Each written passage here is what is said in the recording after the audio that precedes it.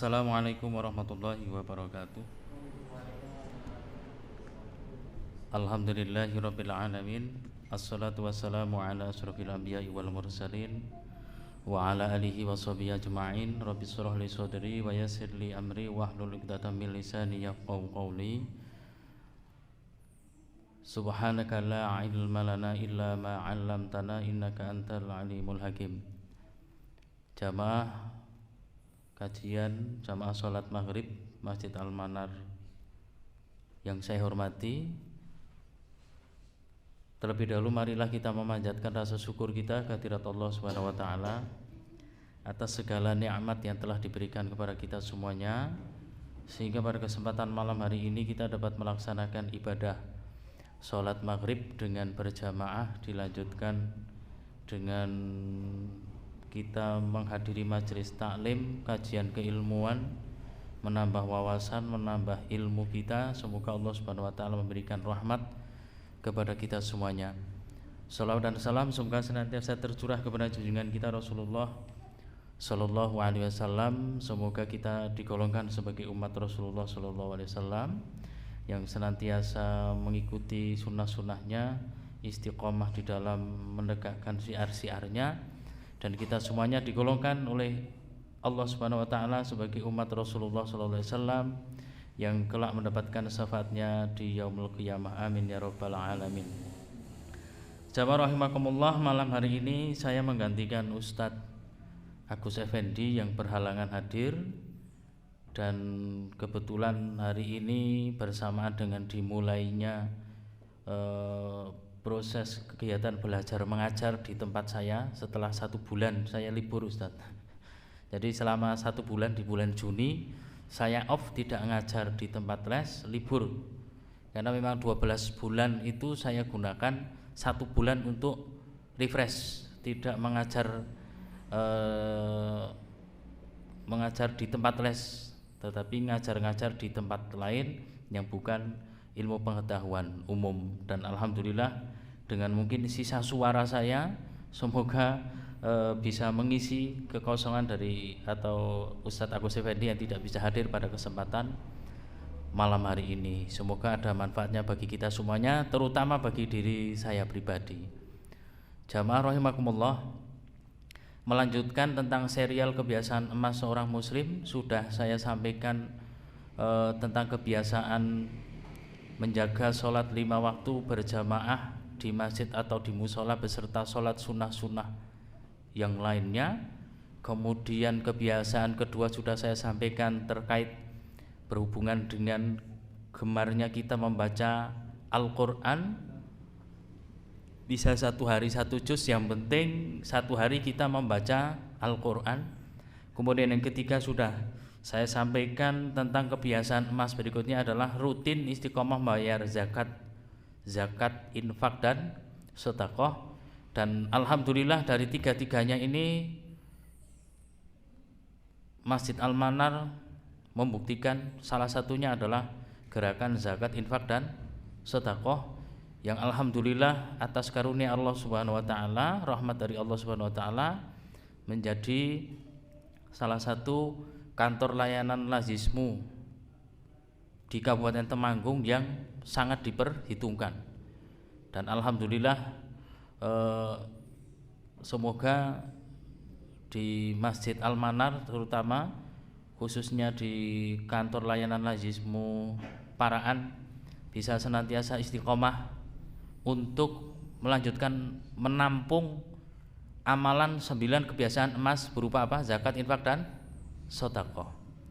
Karena sekali lagi pernah saya sampaikan, betah-betahan sing ngopeni, betah-betahan sing diopeni, betah-betahan sing narii, betah-betahan sing ditarii, betah-betahan sing narii. Dan alhamdulillah ada indikasi ketiga-tiganya lengkap di Paraan, di Masjid Al-Manar ini, sehingga hampir segala kegiatan atau pengumpulan itu di satu pintu kan dengan lazismu Temanggung, dan ini menjadi hal yang sangat luar biasa. Dan kesempatan ini saya melanjutkan serial kebiasaan emas seorang muslim berupa menghadiri majelis taklim atau kajian keislaman. Mengapa ini penting kita sampaikan? Karena manusia itu ketika dia diberikan kesempatan hidup setiap hari, hakikatnya dia sedang mencari ilmu setiap hari. Maka dalam hal ini saya ingat perkataan dari seorang motivator, almarhum Bob Sadino. Ngertos nggih, pernah dengar nggih? Almarhum Bob Sadino itu sampai menyampaikan ketika sebelum pertemuan, sebelum seminar, sebelum arahan tentang ilmu bisnis dan lain sebagainya disampaikan oleh almarhum Bob Sadino. Bob Sadino selalu menyampaikan begini, kosongkan dulu gelas dalam pikiran Anda, begitu ya. Jadi kurang lebih ketika kita mau menerima ilmu, yang ilmu itu akan bermanfaat bagi kita, maka yang kita lakukan adalah mengosongkan. Mengosongkan apa? Mengosongkan gelas pikiran. Maksudnya adalah kita membuka diri dengan ilmu yang akan kita pelajari. Maka dalam konsep ini siapapun kita berguru bisnis, berguru tentang agama kepada orang yang menyampaikan, kemudian mencari ilmu apapun yang akan bermanfaat bagi diri kita, maka kita harus mengosongkan dulu.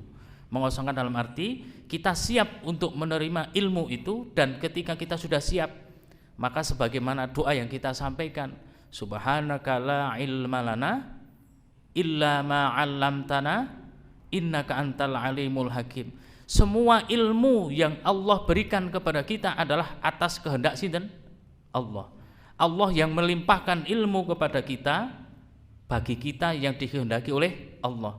Maka semoga setiap kesempatan kita bermajelis taklim, Allah melimpahkan ilmu yang bermanfaat bagi kita, dan nantinya ilmu ini akan menjadi bekal kita dalam mengarungi kehidupan untuk kebahagiaan dunia maupun di akhirat.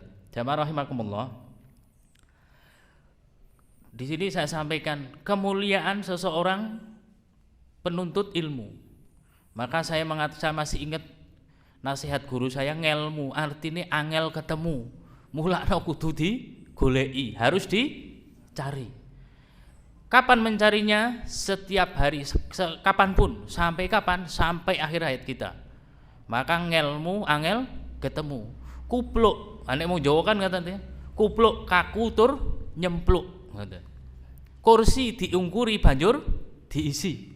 Gelas yen tugel ora kena dilas. Gitu ya. Jadi kereta basa dalam bahasa Jawa ya. Jadi ngelmu itu angel ketemu. Berarti maka kita harus berproses untuk telaten tekun mencari ilmu. Maka jamaah rahimakumullah, ilmu diibaratkan adalah seperti cahaya. Ilmu itu cahaya lentera bagi kita.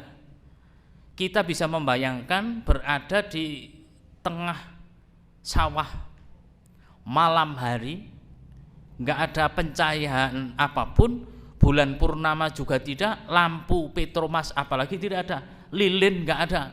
Kita berjalan di tengah kegelapan malam tanpa pencahayaan apapun, bisa dipastikan kita akan gap-gapan, kita akan tersesat, tidak bisa melewati jalan yang sebagaimana yang kita inginkan. Tetapi kalau ada lentera, ada cahaya, meskipun cahaya itu bisa menerangi diri kita dan sekitarnya, bisa menerangi di depan jalan di depan kita, maka kita dipastikan akan bisa melewati jalan dengan penuh kemudahan. Begitupun dengan ilmu. Maka jamaah rahimakumullah, perlu kita mengingat, kita mengingat akan sebuah kisah dari seorang pengembara ilmu sejati. Saat berusia 7 tahun, coba tebak nanti ya. Saat usia 7 tahun, anak ini telah menghafalkan seluruh isi Al-Quran 7 tahun. Kemudian di usianya yang ke-12, masuk usia ke-12, sudah melahap kitab Al-Muwatta karya Imam Malik. Jadi usia 12 tahun sudah ngelotok, sudah melahap semua ilmu dari kitab Al-Muwatta karya Imam Malik. Kemudian tak puas dengan sekedar membaca, maka ia juga menghafalkan setiap lembar. Jadi selain hafal Al-Quran 30 juz seluruh isi Al-Quran, kemudian juga menghafalkan kitab Al-Muwatta, bukan hanya sekedar membaca, juga menghafalkan setiap lembar, setiap paragraf, kalimat, bahkan setiap hurufnya. Kemudian jamaah rahimakumullah, ia lahir di kota Mekah. Kemudian menetap beberapa waktu di pedalaman suku Huzail. Kemudian beliau ini juga mendalami ilmu fikih sekaligus belajar memanah dan berkuda. Bayangkan, usia berapa tahun tadi? 7 tahun. Kemudian usia 13 tahun, sudah sedemikian luar biasanya. Ini pengembara ilmu sejati, mendalami ilmu fikih sekaligus belajar memanah dan berkuda. Mencari ilmunya juga ke Madinah, ke Yaman. Dan beliau menjadi ulama besar, dan ulama besar yang diikuti oleh sebagian besar umat Islam yang ada di seluruh dunia. Beliau adalah Imam Syafi'i. Luar biasa. Kemudian ini inspirasi bagi kita, bahwa barang siapa yang merintis jalan mencari ilmu, maka Allah akan memudahkan baginya jalan ke surga. Hakikatnya kita semuanya pergi dari rumah kita masing-masing untuk menuju ke Masjid Al-Manar ini tiada lain, tiada bukan untuk mencari ilmu, jalan mencari ilmu, apalagi mencari ilmu agama. Hakikatnya kita sedang membuat jalan, mendesain jalan kita nanti menuju surganipun Gusti Allah. Itu yang bikin kita enteng jadinya. Ngaji dimanapun, kajian dimanapun, bahkan termasuk saya juga kesana kemari menuntut ilmu, mencari ilmu dari para guru-guru kita, dari para ustadz-ustadz kita. Tiada lain selain pengen dapat ilmu, memberantas kebodohan dalam diri saya juga kepingin kelak nanti ketika di akhirat saya sudah menemukan jalan menuju ke surga. Bahkan ada seorang kawan kita dari Ngadirjo, seminggu sekali beliau merelakan waktunya dari Ngadirjo sampai dengan Kranggan, sampai dengan Badran, hanya untuk apa? Untuk mengambil ilmu tentang bahasa Arab. Langsung ketemu sama gurunya seminggu sekali, pakai sepeda motor, pokoknya luar biasa perjuangannya. Jadi tujuannya apa? Selain untuk memperbaiki kualitas ilmu agama, juga untuk mendesain, mempersiapkan jalan menuju ke surga. Apalagi kita yang usianya sudah di atas 25 tahun. Mas Hilmi pun 25 tahun? Belum. Maka orang Jawa itu kalau memberikan nasihat termasuk dengan angka 1 sampai 10, 1, 2, 3, 4, 5, 6, 7, 8, 9, 10. Lebari niku napa? 11, 12, las ngeten nggih. Setelah 19 pinten? 20. Yo biasane nek setelah 30, 30 pinten? 31 ta? 31, 32, 33. Lebar 40 pinten? 41, 42, 43 gitu. Tapi nek sampunipun 20 pinten? Pinten? Kok mboten 21 gitu? 22, 23. Tapi kok selikur. Selikur, 22, 23 dugi pinten? 29. Likur niku artine linggih kursi. Selikur sewancine linggih kursi. Artinya orang Jawa zaman dulu mendidik nek wis usiane selikur 21 tahun ki kudu sregep sing nyambut gawe, golek pangupa jiwa, netepake pekerjaannya sesuai dengan bakat minatnya, jalan hidupnya, jalan rezekinya. Sampai usia berapa tahun? 29. Nek empun selikur, 22, 23, 24 yo pinten? Selawe. Kok ora 25 ngoten. Selawe niku artine apa? Seneng-senenge lanang wedok, rabi. Sesuai ajaranipun Rasulullah usia berapa tahun? 25 tahun. Maka bagi yang sudah usianya 25 tahun itu seneng-senengi lanang wedok dirabekake ngeten.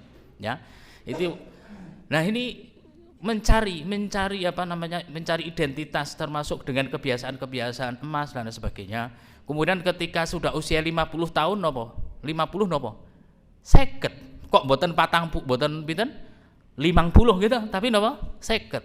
Artosipun napa? 50 niku seneng keton, pakai peci.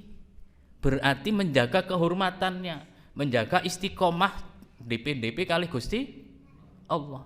Sregep ngibadah, sregep ngaji, sregep teng masjid, sregep memperbaiki diri menuju apa? Sewidak.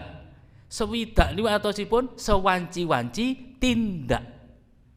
Berarti kalau sudah usia sewidak tahun, 60 tahun, pun siap-siap kapan-kapan tindak datang ngarsanipun Gusti Allah. Maka niku filosofi dari angka itu biar orang punya pemrograman terkait dengan kebiasaan juga. Nah, maka bagi kita apalagi yang usianya sudah di atas 40 tahun, kados kula sudah 42 tahun, menjelang nanti 50 tahun berarti saya mencari kebiasaan-kebiasaan emas kita kemudian laksanakan. Jamaah rahimakumullah. Kemudian ini yang perlu kita pahami juga, bahkan Rasulullah menyampaikan kelebihan orang berilmu terhadap seorang ahli ibadah ibarat bulan purnama terhadap seluruh bintang.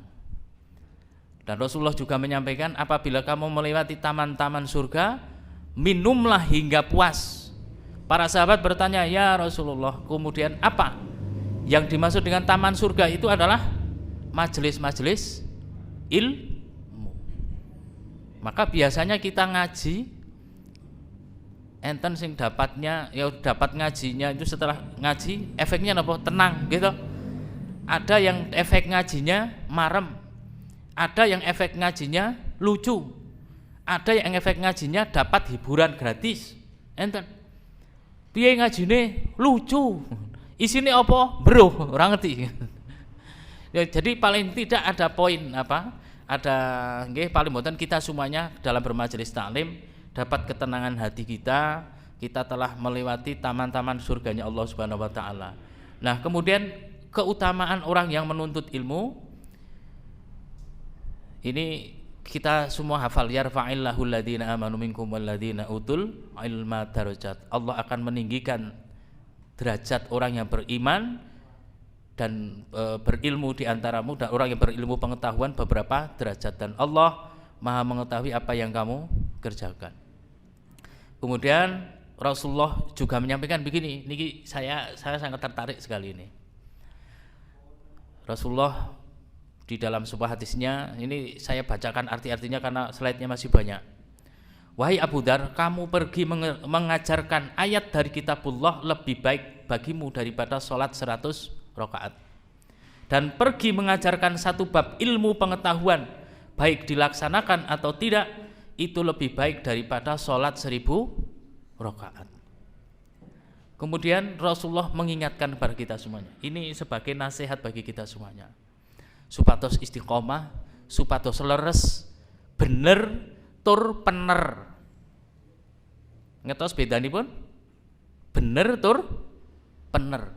Bener nggih leres, pener dengan pener niku maksudipun nek monggo guru kula pas, disampaikan dengan cara yang pas, dalam momentum yang pas, sistem dan cara yang pas, kepada orang yang pas, hasilnya pas. Tapi suatu kebaikan disampaikan dengan benar di saat yang benar oleh orang yang tidak benar, pripun? Waduh. Misalnya darus Al-Qur'an saja, mengaji Al-Qur'an, nyetel murotal, saya nama mboten? Saya nyeteli jam 11:30 bengi. Enten wong loro untu. Nah, gitu ya, itu gambarannya. Nah, ini nasihat bagi saya terutama dan bagi panjenengan, bagi kita semuanya. Rasulullah menyampaikan, janganlah kalian menuntut ilmu untuk membanggakannya kepada para ulama dan untuk diperdebatkan di kalangan orang-orang bodoh dan buruk perangainya. Janganlah pula menuntut ilmu untuk penampilan dalam majelis dan untuk menarik perhatian orang-orang kepadamu. Barang siapa seperti itu maka baginya neraka. Maka kita meluruskan mencari ilmu untuk memberantas kebodohan dalam diri kita. Men boten bodoh, men boten ketinggalan informasi tentang ilmu. Kemudian jamaah rahimakumullah, nah ini pentingnya berilmu ya. Itu sebelum kita beramal. Maka diikhtiari terus menerus. Meskipun pun sepuh, mboten napa-napa. Enten seorang yang disebut sebagai pemegang panji madhab Syafi'i, naminipun saya punya bukunya, Syekh Izzuddin Abdissalam As-Sulami. Beliau dinobatkan sebagai ulama, sultanul ulama, luar biasa. Dan beliau menemukan jati diri beliau, disiplin ilmu agama, menelateni ilmu agama ketika usianya tidak lagi muda. Oke, tidak lagi muda, sudah usia yang cukup tua, beliau baru menuntut ilmu agama. Kapan-kapan saya ceritakan yang kisah-kisah yang lainnya. Ini tak fokus ke sini. Kemudian jamaah rahimakumullah, ini nggih kaidah dasar dalam berislam itu kita berilmu, baru berkata dan beramal. Sebelum kita berkata dan beramal itu harus berilmu terlebih dahulu. Biar enggak kagetan men boten gumunan. Apalagi melihat akhir-akhir fenomena seperti sekarang ini. Ada pondok pesantren besar di Indramayu. Gitu. Salat Jumuahe pripun? Sing khutbah wong wedok. Softnya enggak karuan seperti itu. Pondok geger zaman dulu, sudah dari zaman dulu, zaman saya SMA itu sudah dapat informasi keterkaitan dengan NI dan seterusnya. Maka kalau kita memahami ilmu yang ilmu yang sebenarnya, kita mboten kaget melih alah kae awit biyen paling geng goreng-goreng gitu. Makin empun ora mateng engko simpen sik. Sok ben goreng meneh ngeten. Goreng. Enggak ada tindak lanjutnya. Dulu juga sama, tahun 90-an, 99-an, 2000-an. Enggak ada tindak lanjutnya juga. Jamaah rahimakumullah. Nah ini bahasa Inggrisnya enten iki kok kesupen. Jadi ilmu tanpa amal seumpama pohon tanpa buah. Maka ikhtiar kita bermajelis taklim tiada lain untuk memberantas kebodohan dan memperbaiki akhlak maupun perilaku kita. Oke, kemudian nah ini. Ternyata iblis itu punya perangkap. Perangkap iblis pertama adalah menghalangi manusia untuk menuntut ilmu agama.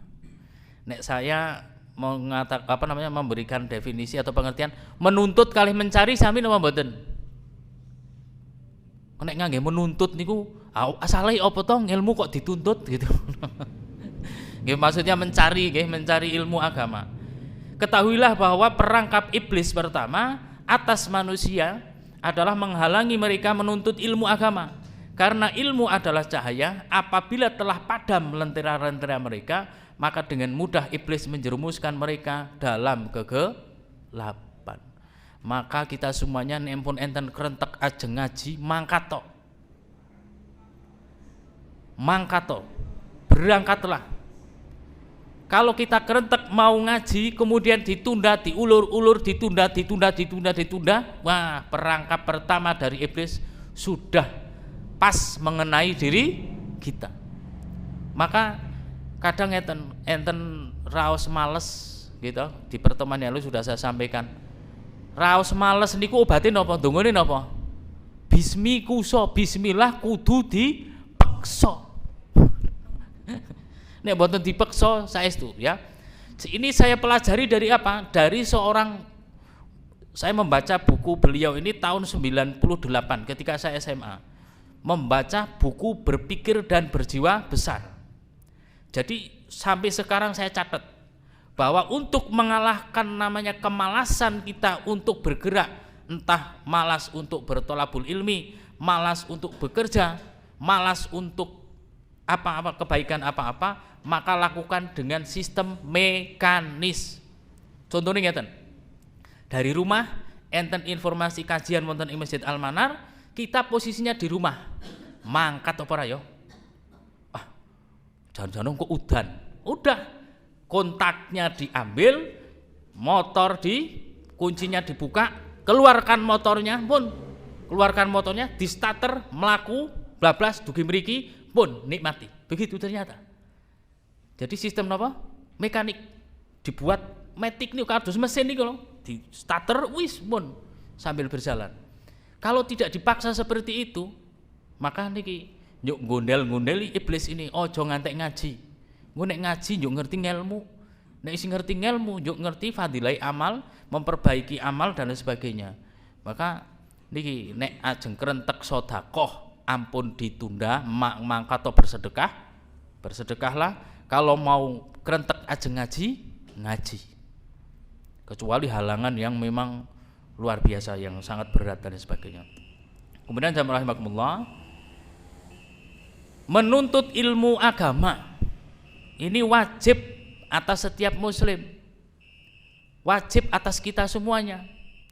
Cuman lihat sistem misalnya di negara kita itu sok kualik apa yang didapatkan. Maka bagi kita yang pendidik, entah di SD, di sekolah maupun di luar sekolah, kadang kita harus memahamkan kepada anak-anak kita bahwa apa yang mau dipelajari di sekolah mereka itu mau tidak mau akan selalu terkait dengan ilmu agama.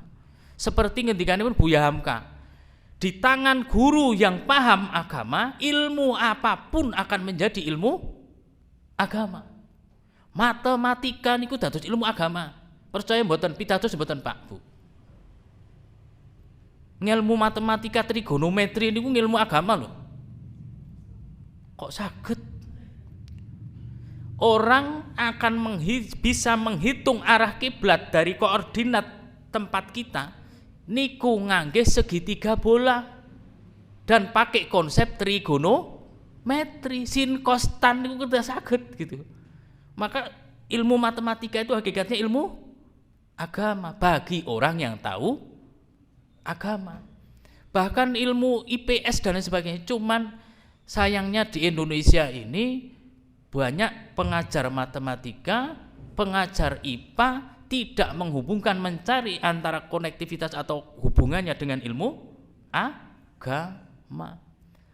Pelajaran IPA, pelajaran antropologi, pelajaran sosiologi dan sebagainya sebenarnya erat semua kaitan dengan agama. Maka Buya Hamka itu sangat luar biasa menyampaikan seperti ini. Maka harus menginspirasi kita semuanya, terutama yang bergelut di bidang pendidikan, agar murid-murid kita itu punya niat yang benar setiap hari. Cobi kita bayangkan, anak kita berangkat jam 6:30, pulang jam 2, yo awake dhewe ngetokke duit gitu kan, mengeluarkan uang untuk transport, untuk SPP dan seterusnya. Anak-anak kita sampai tidak tahu apa yang mau dicari, gitu kan? Sampai mereka besar, tahunya ilmu yang didapat selama 6 tahun di SD, 3 tahun di SMP, 3 tahun di SMA adalah ilmu yang digunakan untuk mencari duit, bukan ilmu untuk memperbaiki diri, untuk memahamkan diri. Maka jamaah rahimakumullah, penting bagi kita mendudukkan ini betul. Dan apalagi saya kebetulan sebagai pendidik, maka saya tekankan betul. Jadi setiap sebelum belajar itu luruskan niat dengan berdoa terlebih dahulu, mencari ilmu pengetahuan yang bermanfaat bagi dirinya, terutama menguatkan agama. Entah pelajaran apapun, pelajaran IPA apalagi luar biasa. Dan ketika saya di pondoknya Ustadz Wahyudi di Tretep, ketika saya mengajak santrinya untuk belajar, langsung saya ajak ke kebun, langsung praktek biologi, IPA, hukum fisika, semuanya di sawah. Ternyata ada hubungannya, ada hubungannya hukum Newton, hukum Pascal dan sebagainya, ada di fenomena alam ini. Cuman banyak yang tidak menghubungkan, sehingga apa yang diperoleh matematika, IPA itu hanya rumus-rumus yang bikin pusing, nggih mboten? Matematika bikin pusing, padahal ada manfaatnya luar biasa.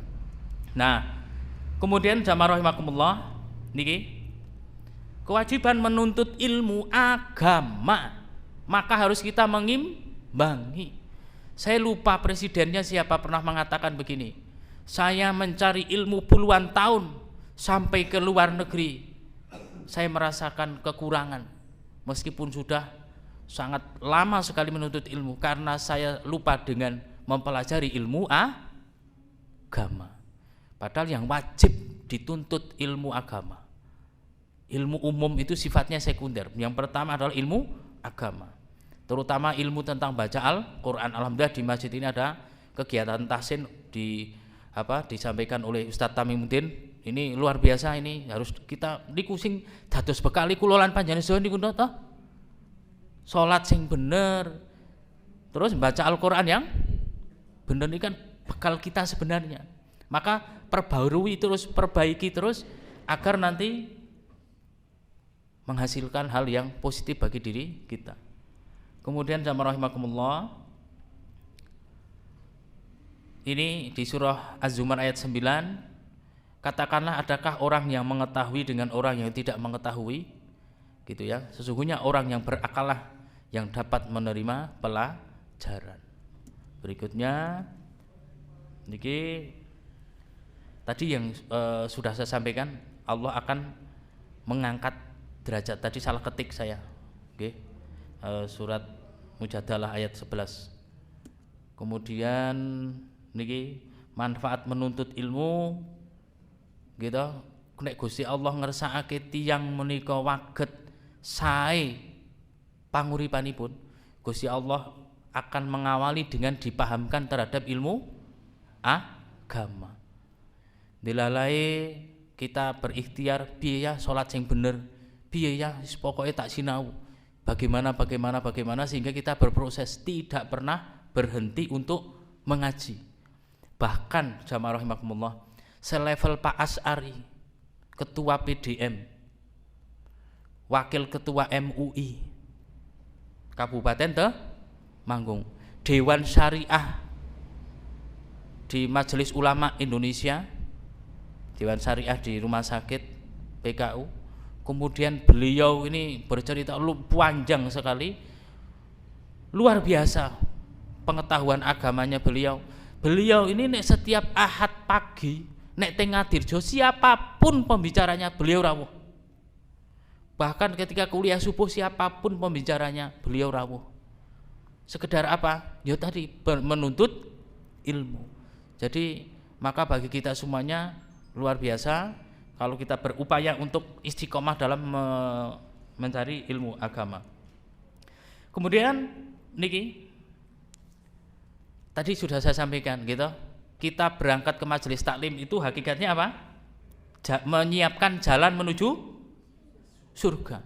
Lah nek dalane wis ketemu, kita sudah menciptakan jalannya, maka insya Allah Allah Subhanahu wa taala akan memudahkan kita semuanya. Nah, berikutnya, orang yang menuntut ilmu dikecualikan dari laknat Allah. Ketahuilah sesungguhnya dunia itu dilaknat, dan dilaknat apa yang ada di dalamnya kecuali zikir kepada Allah dan ketaatan kepadanya, orang berilmu dan orang-orang yang mempelajari ilmu.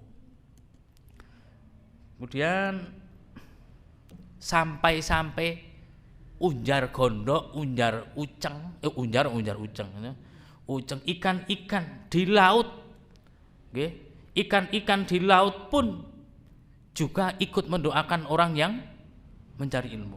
Sesungguhnya Allah, para malaikatnya, penghuni langit dan bumi, hingga semut di lubangnya, bahkan ikan di lautan benar-benar akan bersolawat atau mendoakan kebaikan bagi orang yang mengajarkan kebaikan atau ilmu agama kepada manusia. Kemudian, nah ini salah satu yang menjadi saya ringan untuk menghadiri majelis taklim. Rasulullah ngendikaken barang siapa yang menempuh jalan untuk menuntut ilmu, maka Allah memudahkan jalannya menuju ke surga. Sesungguhnya para malaikat membentangkan sayapnya untuk orang yang menuntut ilmu, karena ridho atas apa yang dilakukan, apa yang mereka lakukan. Dan sesungguhnya orang yang berilmu benar-benar dimintakan ampun oleh penghuni langit dan bumi, bahkan oleh ikan-ikan yang berada di dalam air. Kemudian jamaah rahimakumullah, ternyata menuntut ilmu itu bagian dari jihad fi sabilillah. Maka beberapa waktu lalu ada putranipun Dr. Anthony yang kemudian mondok di Gontor, kemudian karena sakit kemudian meninggal dunia. Nah maka insya Allah semoga Allah Subhanahu wa taala mencatat beliau sebagai seorang yang meninggal di jihad di jalan Allah Subhanahu wa taala. Ampun jihad sing napa ajeng perang gitu. Ngaji ora sregep ora melu perang ngoten. Terus berikutnya niki, barang siapa yang keluar dari rumah untuk menuntut ilmu maka ia termasuk fisabilillah hingga pulang kembali. Terus barang siapa yang menginginkan kehidupan dunia maka ia harus memiliki ilmu, dan barang siapa menginginkan kehidupan akhirat maka itu pun harus dengan ilmu, dan barang siapa menginginkan keduanya maka itu pun harus dengan ilmu. Jamaah rahimakumullah, ini kita utlubul ilma minal mahdi ilal lahdi. Carilah ilmu dari buayan sampai liang lahat. Sebelum Ki Hajar Dewantara mengungkapkan belajar sepanjang masa, Rasulullah niku pun enten konsep ini, carilah ilmu dari buayan sampai liang lahat. Kemudian ini kita break untuk adzan isya. Ini ada yang mengatakan hadisnya lemah, ada yang mengatakan hadisnya palsu. Ini cuma sebagai inspirasi kita, ya. Wah Cina, tapi ini sebagai tambahan info bagi kita semua, tidak usah dijadikan landasan utama. Jamaah rahimakumullah. Kemudian ini dalam mencari ilmu itu juga kita harus ada etika atau adab.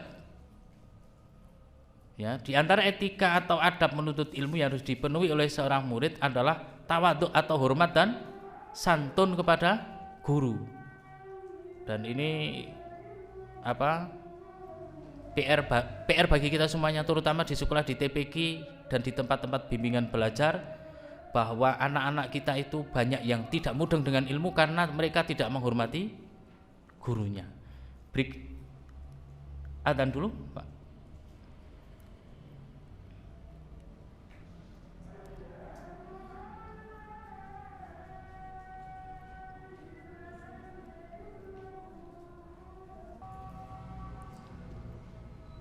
Baik, kita lanjutkan. Ini untuk membahas tentang adab ilmu. Banyak sekali referensi yang bisa kita ambil. Barangkali pernah atau akan disampaikan oleh ustadz-ustadz kita yang lain secara lebih khusus, baik kitab Ta'limul Muta'allim maupun kitab atau buku yang lain. Ini bagi saya, termasuk bagi para pendidik, sangat bermanfaat. Jadi jamaah rahimakumullah, tadi sempat saya sampaikan, untuk mendapatkan ilmu yang bisa kita pahami, syarat utamanya harus menghormati gurunya dulu. Menghormati dengan baik dan benar, maka insya Allah akan dapat ilmunya. Seperti yang saya lakukan maupun kawan-kawan atau ustadz-ustadz lain sampaikan, bahwa memang harus diawali dengan adab terhadap guru, terhadap ustadz kita. Bukan berarti kemudian dengan berlebih-lebihan menghormatinya, bukan. Ini nanti mungkin lebih lengkap disampaikan oleh ustadz kita terkait dengan misalnya adab-adab dalam mencari ilmu agar mendapatkan keberkahan dari ilmu. Tapi akan saya singgung beberapa saja, ya. Sifatnya untuk melengkapi saja, sifatnya untuk informasi, tambahan informasi bagi kita. Jamaah rahimakumullah, dalam akhlak kita mencari ilmu, kita harus paham betul bahwa orang-orang yang berilmu, para ulama itu adalah pewaris para nabi. para ulama-ulama yang berkompeten itu adalah pewaris para nabi. Maka hakikatnya kalau kita menghormati mereka, kita menghormati orang yang diwarisi oleh para nabi. Kemudian kita yang harus pahami berikutnya adalah ilmu adalah sarana untuk meraih kebahagiaan dunia dan kebahagiaan di akhirat. Kemudian yang ketiga, Allah mengangkat derajat orang yang diberi ilmu. Betul. Dan memang kenyataan derajatnya diangkat. Diangkat dalam artian diberikan tempat istimewa oleh Allah Subhanahu wa taala. Dan jamaah rahimakumullah, menuntut ilmu wajib bagi laki-laki maupun perempuan. Dan jamaah yang berbahagia, saya sampai mencatat apa yang disampaikan oleh guru saya, salah satunya Ustadz Rodi, ketua badan pengurus Lazismu. Beliau menyampaikan ke saya, kalau kita mencari ilmu apapun kemudian kita membuka diri, maka setiap hari, setiap saat kita mencari ilmu, Allah akan memberikan kepahaman hal yang baru terhadap diri kita dan susah untuk hilang, akan tertanam.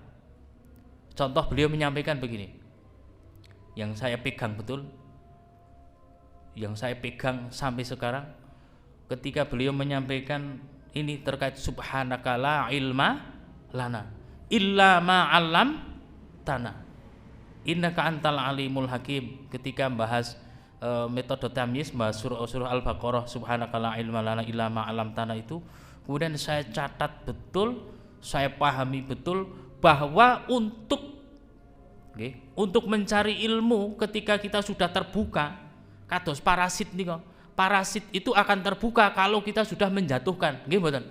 Sudah menjatuhkan dari pesawat, parasit akan terbuka. Tapi kalau kita belum menjatuhkan, parasit tidak akan terbuka. Dan kalau sudah terbuka, sudah pergesekan antara gaya gravitasi ada terjadi bisa mengatasi gaya gravitasi. Begitupun otak kita, kalau kita sudah terbuka dengan penuh keadaban pada guru kita, jangan mencaci maki guru kita. Karena ada yang begini, ketika ngaji di Ngadirjo itu ada kiai ingkang sampun sepuh, dados nek ngaos niku nek menyampaikan banyak kata-kata yang diulang-ulang menika, terus nggih. Dados langkung rumiyin menika sumuk kula lan panjenengan menika anggenipun nindakaken dawuhipun Allah menika niku enten selama 1 jam diitung menika nih. Kai mesti kai. Nah, kai mesti kai cuk dihitung. Dan betul-betul dihitung. Selama 1 jam itu 60-an lebih gitu. Menika. Nah, ini mudenge njuk akhirnya ngitung niku kan. Maka jangan sekali lagi ketika guru menyampaikan, guru apapun lah, kita mendengar, dan ternyata mendengar pengetahuan itu ada seninya. Seninya apa? Menggunakan semua indera yang kita miliki. Telinga disiapkan, kemudian mata kita siapkan. Jadi kita ketika mendengar itu menikmati betul. Kalau tidak bisa dinikmati, berusaha terus untuk menikmati. Dan itu butuh kita proses yang lama. Mungkin kita belajar teori-teori modern, bagaimana caranya kita bisa paham, audiensnya bisa paham, atau kita menjadi pembicara juga orangnya paham. Nanti ada di bagian berikutnya. Kemudian niki yang paling penting, bukan mencari kedudukan dan puji-pujian. Misal kuliah mung niati kok arak golek gelar, rugi mboten? Rugi. Kalau kuliah misalnya niatnya hanya untuk mencari gelar, saestu rugi waktu, nggih rugi duit. Banyak yang sekarang kemudian menyanjung gelar yang dimiliki, sehingga ilmu yang diperoleh itu bukan benar-benar yang bermanfaat, bukan. Coba kalau kita misalnya melihat ada sampai jual beli gelar, jual beli ijazah. Ada sampai yang tidak mau menggunakan gelarnya, padahal sudah S1, S2, S3 tapi nggak mau menggunakan gelar juga ada. Tapi ada yang dengan membeli gelar. Beberapa tahun lalu saya sampai ditawari,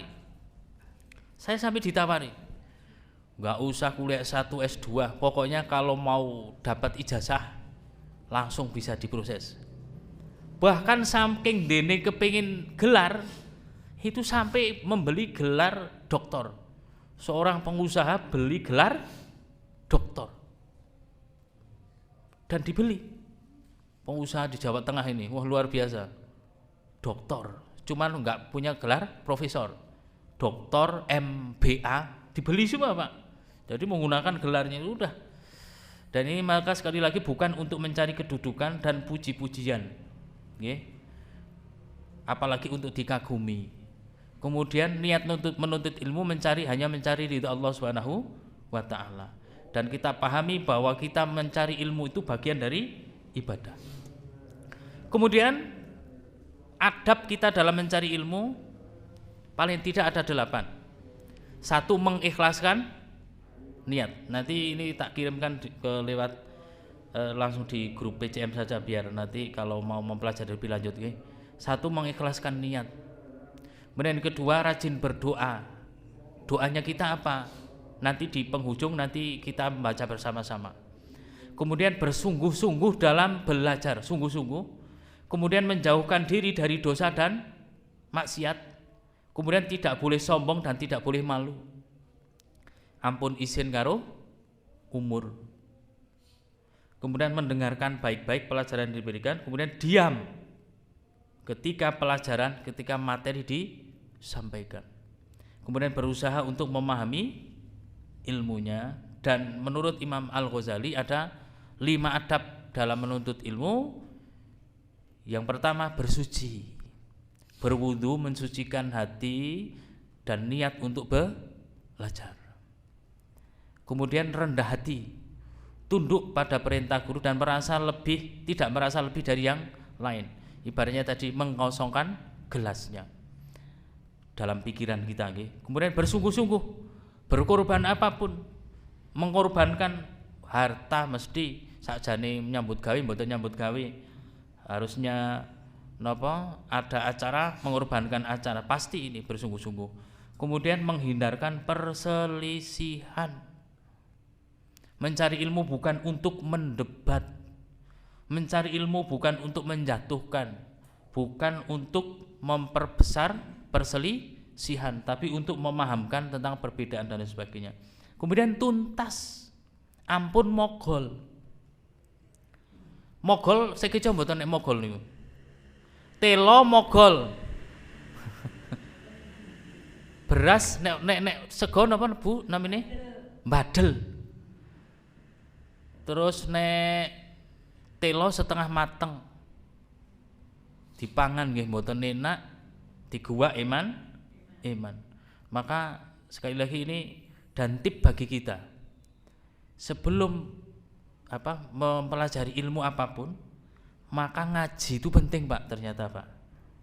Di tempat saya mungkin pernah saya menceritakan, di tempat usaha saya, tempat les saya itu sebelum memulai materi ngaji paling tidak surat Al-Fatihah, An-Nas, Al-Falaq, Al-Ikhlas, ayat kursi, kemudian doa mau belajar, kemudian Rabbi syrah li sadri wa yassir li amri wahlul 'uqdatam min lisani yafqahu qawli. 7 SOP di tempat saya.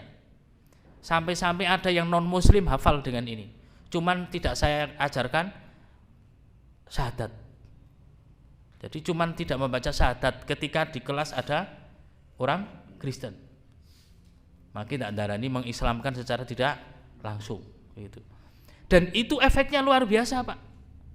Maka kalau kita sebagai guru, sebagai pengajar kok menghadapi murid angel mudenge gampang laline, maka resepnya adalah bersuci, kemudian bertadarus dulu ora ketang napa surat-surat pendek. Kita pun sama. Mau belajar apapun, awali dulu paling enggak dengan surah Al-Fatihah. yakin niku, kula mbuktekke dhewe. Saya membuktikan sendiri dan dilakukan oleh semua murid-murid saya, bahkan ketika mereka kuliah dan seterusnya diamalkan ilmu ini dan ternyata cesbleng. Karena jamaah rahimakumullah, barangkali doa yang kita lakukan itu kurang. Maka kalau ada di tempat kita, misalnya di daerah kita, di sekolah kita, anak kok belum mudeng, diulang nopo kemawon, barangkali kita lupa untuk berdoa. Paling tidak doa nopo? Rabbis rohli sodri wa yassirli amri wahlul uqdatam min lisani yafqahu qawli. Dungane Nabi sinten? Musa. Dan ini diamalkan oleh semua murid saya. Bahkan ada seleksi SBNPT. Murid-murid saya ini setelah usaha belajar dan seterusnya, dia hanya memperbanyak udah tawakal kepada Allah, Rabbis shrahli sadri wa yassirli amri wahlul 'uqdatam min lisani yafqahu qawli. Bahkan ada yang tes wawancara juga memperbanyak doa seperti itu. Dan itu hakul yakin dungo dari Allah Subhanahu wa taala yang ada di dalam Al-Qur'an. Dan hakul yakin. Maka kalau gurunya berdoa, memperbanyak doa ketika sebelum menyampaikan, muridnya juga berdoa, frekuensinya sama, gurune jelaske nggih mudeng, muridnya nggih mudeng. Tapi kalau frekuensinya enggak sama-sama memohon kepada Allah, mungkin gurune mudeng kanggo awake dhewe. Muridnya enggak paham apa-apa. Maka di tempat saya sudah SOP wajib. Sing agamane Kristen, yang non muslim pun sampai hafal. Cuman mereka belum diberi hidayah masuk Islam. Dan mereka sudah merasakan betul. Ya, sudah merasakan, memang efeknya luar biasa. Maka sekali lagi ini bersuci, berniat menata hati kita masing-masing. Dan ini selain kita mencari ilmu lewat mendatangi majelis taklim, kita juga dianjurkan untuk membaca. Jadi kebiasaan terkait dengan menghindari ilmu, kebiasaan emas yang berikutnya adalah membaca. Indonesia ini pernah saya sampaikan, data dari UNESCO itu literasi Indonesia itu berada di urutan kedua terbawah dari 61 negara. Artinya minat baca orang Indonesia ini masih sangat rendah. Minat baca Indonesia hanya 0,001%. 0 yang itu niku berarti 1 per ini pokoknya dari 1000 orang hanya 1 yang rajin membaca. Bayangke, jujurlah, misalnya kita saja di rumah kita enten perpustakaan mboten? Enten mboten Bu? Paling Al-Qur'an setunggal gitu atau beberapa. Nah, bukan juga berarti juga diperbanyak bukunya, juga otomatis minat bacanya tinggi, bukan. Karena memang keprihatinan bagi kita semuanya. Ya, keprihatinan bagi kita semuanya. Ini membacanya kita, ya. Kemudian sama rahimakumullah, apalagi ngaji Al-Qur'an. Ini pernah saya sampaikan. Niki Mbah Kiai Haji Arwani Amin Kudus, pemilik pendiri Pondok Pesantren Yanbu'ul Quran. Terkenal dengan metode Yanbu'a. Beliau termasuk pemegang sanad Al-Qur'an yang paling direkomendasikan di kalangan Nahdliyin. Maka para santri-santrinya kemudian, tapi beliau ini luar biasa. Jadi guru saya kebetulan pernah mondok, jadi saya diajar ngaji Al-Qur'an juga oleh guru ngaji saya yang pernah mondok di beliau. Jadi menyampaikan begini, beliau ini memberikan nasihat yang terkenal, siji, yen kepengin ngaji Al-Qur'an kuncine ana 3, aja nyawang sapa gurune. Sinaosa tiyang ingkang mucal ngaos ngajar ngaji kok lebih mudah dari kita. tapi bacaannya bagus ya kita ngangsu kawruh. Meskipun lebih muda dari kita, meskipun lebih miskin dari kita, meskipun derajat pangkatnya lebih rendah dari kita, kalau dia punya kemampuan baca Al-Quran yang bagus, perlu kita belajar darinya. Kemudian ora usah isin karo umur. Terus suwe wektune, butuh waktu yang lama. Dan beliau juga memberikan nasihat, maka seluruh santri-santri beliau tidak diperbolehkan untuk lomba apapun terkait Al-Quran. Tidak boleh lomba MTQ, nggak boleh. Lomba tahfidz, lomba-lomba tingkat kabupaten provinsi nggak boleh diperlombakan. Ini sudah menjadi wasiat atau nasihat dari beliau. Maka berarti hakikatnya kita belajar apapun ampun nyawang sinten guru nih, asalkan dia kompeten, memiliki kemampuan yang baik, memiliki standar yang sesuai dengan ketentuan, kemudian kita tidak usah malu untuk menuntut ilmu kepadanya. Kemudian ora usah isin karo umur. Maka kita bermajelis taklim menuntut ilmu itu tanpa melihat usia kita. Arak wis tuwa boten napa-napa. Karena ilmu itu selalu baru. Sama seperti kita mempelajari Al-Quran, ngaji Al-Quran, deres Al-Quran, tahsin Al-Quran, selalu memperbaiki diri, maka Allah akan selalu menambah ilmunya, menambah pemahaman, menambah pengetahuannya. Dan kita harus ingat, menurut Umar bin Khattab ini favorit sekali, ini kalimat yang sangat familiar. Ilmu itu ada 3 tahapan.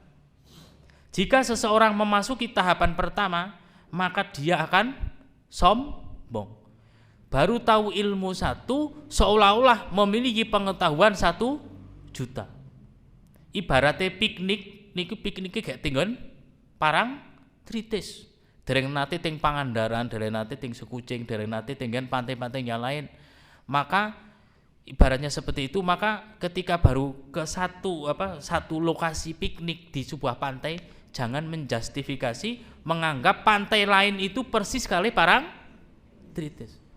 Maka dengan kita menggali ilmu-ilmu makin dalam, makin lengkap, makin komplit, maka kita bisa mendudukkan pengetahuan itu dan tidak mudah menjudge atau memvonis atau mengatakan ini pemahaman yang salah dan seterusnya. Maka kita akan makin bijak apabila di tahap berikutnya, tahap kedua, ia akan tawadhu. Kenapa dia bisa tawadhu? Karena merasa bahwa pengetahuannya belum apanya. Maka ketika kita mencari ilmu dengan orang-orang yang memang paham fakih betul dalam hal agama, maka adanya kita semuanya akan berusaha untuk tawadhu. Tawadhu, contoh ngeten. Gurune ngaji kula niku saking tawadhuke, Pak. Niku muridé pun do dados napa-napa. Maksudnya banyak santri-santrinya, murid-murid beliau yang kemudian menjadi tokoh. Tapi beliau karena dari kalangan Nahdliyin, beliau ini sangat humul. Jadi humul maksudnya wis orang anggap napa-napa ngeten. Kalau ada pengajian, padahal paling dihormati di kampung, beliau duduknya di emperan. Sangat rendah hati betul, sangat tawadhu sekali, bahkan terhadap siapapun yang menyampaikan, beliau tawadhunya luar biasa. Nah, kemudian jika kita memasuki tahapan yang ketiga, kita akan mengetahui bahwa kita itu tidak tahu apa. Maka ada yang menyampaikan begini, Sekretaris PDPM Temanggung itu menyampaikan nasihat ke saya. Carilah ilmu sampai Anda benar-benar Anda tidak paham apa-apa. Carilah ilmu sampai seolah-olah Anda ini orang yang paling bodoh dan tidak tahu apa-apa. Nah, kalau sudah sampai seperti ini, maka akan muncullah namanya sifat rendah hati. Nah, ini filosofinya kan seperti apa? Padi. Makin berisi makin merunduk. Filosofinya, semakin kita merasa bisa, maka kita harus semakin bisa merasa. Maksudnya ngeten nggih, pokoke bisa rumangsa, aja rumangsa bisa. Jadi kita akan rendah hati, betul, rendah hati. Karena banyak yang kita ketahui ternyata ada orang yang lebih tahu daripada kita. Maka jamaah rahimakumullah, di hampir selesai, maka sebagai pembackup kita agar Allah Subhanahu wa taala memudahkan kita dalam mencari ilmu, diberikan keberkahan ilmu, diberikan kepahaman, makin hari kita ngaji bisa berubah diri kita menjadi lebih baik, mendapatkan ilmu yang baik. Maka ada dua doa yang bisa kita pelajari, kita hafalkan, syukur dibaca selesai kita sholat 5 waktu, terutama selesai sholat subuh, pokoknya selesai sholat 5 waktu kita baca. Monggo. Bismillahirrahmanirrahim.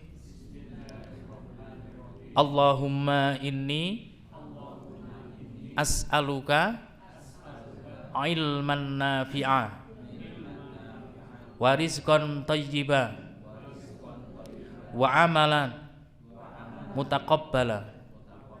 Ya Allah, sungguh aku memohon kepadamu ilmu yang bermanfaat, rizki yang halal, amal yang diterima.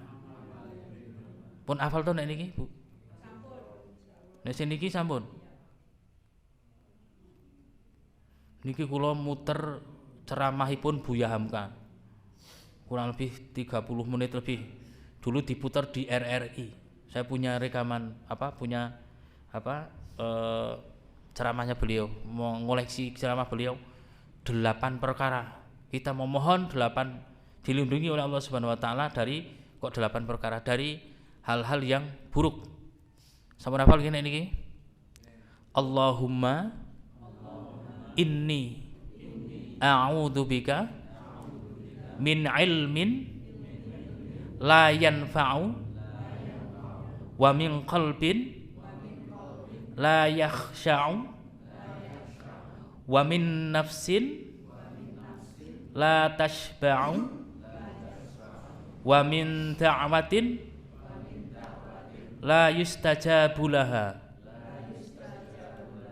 Enten sing narasi yang lain ada dari hadis, sumber hadis yang lain juga narasinya beda tapi mirip-mirip. Ya Allah, sesungguhnya aku berlindung kepadamu dari ilmu yang tidak bermanfaat, dari hati yang tidak khusyuk, dari jiwa yang tidak pernah puas, dan dari doa yang tidak dikabulkan. Jal, kita semuanya golek ngelmu rene ora wae kemudengan, mboten dong, mboten paham, akhirnya kita mendapatkan dari majelis taklim itu hanya pahala menghadiri majelis taklim tanpa ada ilmu yang membekas yang bisa bermanfaat bagi kita. Maka kita berdoa kepada Allah Subhanahu wa taala dengan doa seperti ini, tujuannya kita bisa belajar dari siapapun, belajar dari apapun, sehingga menjadi orang yang bijaksana. Dari siapapun, dari apapun. Kemudian hati yang tidak khusyuk. Contohnya nek pas salat, Allahu Akbar, sing dieling-eling ki ana wae. Nggih mboten? Dan ini hati yang khusyuk ini bukan hanya di salat. Hati khusyuk ketika dalam kondisi apapun. Contoh, ting bangjo, ngerti bangjo lampune merah. Gitu? Lampunya merah, hati kita kemurungsung, mikir samar telat dan seterusnya, kemurungsung. Akhirnya stres sendiri. Jadi maka dampak orang yang sholatnya khusyuk dalam kehidupan keseharian, hatinya khusyuk menghadapi masalah dengan hati yang tenang, dengan lapang. Maka ini kita memohon kepada Allah agar hati kita itu khusyuk, diberikan ketenangan oleh Allah Subhanahu wa taala. Terus jiwa yang tidak merasa puas dilindungi dari jiwa yang tidak merasa puas. Yang paling penting apa nih? Dari doa yang tidak dikabulkan. Sak susah-susahe wong Ndonga ora dikabulake, seprono seprene pados ngelmu mboten enten manfaate, seperiki belajar untuk khusyuk tidak bisa khusyuk, dan ini semuanya ada ilmunya jamaah rahimakumullah. Maka yang bisa membolak-balikkan hati kita, menguatkan kita adalah Allah Subhanahu wa taala. Maka jangan berhenti untuk berdoa, memohon kepada Allah semoga kita istiqomah di dalam beramal kebaikan, istiqomah dalam menjalankan kebiasaan-kebiasaan kita, menghadiri majelis-majelis taklim, majelis ilmu yang memberikan manfaat bagi kita semuanya. Dan ilmu yang kita dapatkan ini semoga selain mendapatkan keberkahan dari Allah, juga Allah memudahkan bagi kita untuk urusan-urusan kita yang lainnya. Dan terakhir saya sampaikan, ngaji jangan pernah bosan kepada siapapun, kepada dimanapun. Siapapunnya di sini adalah yang memiliki kemampuan, yang maksudnya nggih kan enten sing ngaji malah njlomprongake di JI ting pundi? JI Tinggen petilasan Joko Tingkir. Niati ngaji sampai sana bukan ngaji, tapi ritual-ritual dan sebagainya. Nggih, ya bukan salahnya petilasannya, tapi orangnya kan kadang sok do tidak sesuai dengan tujuan yang semestinya. Ngeten nggih. Semoga istiqomah menyertai kita semuanya. Makaten ingkang kalau terakan billahi fisabilillah wastabiqul khairat. Nasrun minallah wa fathun qarib wa basyiril mu'minin. Subhanakallahumma wa bihamdika asyhadu an la ilaha illa anta astaghfiruka wa atubu ilaik. Wassalamualaikum warahmatullahi wabarakatuh.